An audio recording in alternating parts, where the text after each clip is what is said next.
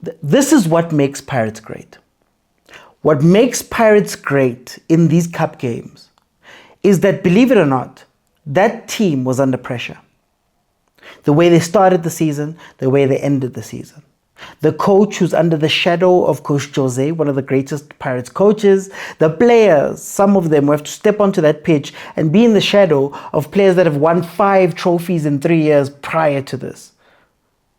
That team was under pressure, but what makes Pirates different to every other team in the league when it comes to cup competitions is that there's no team that manages pressure quite like how Pirates does. A lot of the time, these finals are not about your tactics. They're not about your play. They're not about what happens in the game. Most of the time, it's about moments. And no team is ready for a moment like Pirates. No team holds their nerve like Pirates does. Because when we get into the game, these two teams are similar, very similar. Both teams believe in a front four concept. They believe in a Devon Titus, a Barnes, a Mojela, a De Jong. They believe in Mfukeng, Sibelebele, Makgopa, and Mbule. They don't play through the middle. So where Pirates won't play the ball to Abonduli, Nabombata, who don't usually get that ball in places to turn. Similar situation when you look at Stellenbosch, who don't build through Abo Palace, Nabom Tiani, for example. So we knew going into the game that it was going to be a back and forth, right?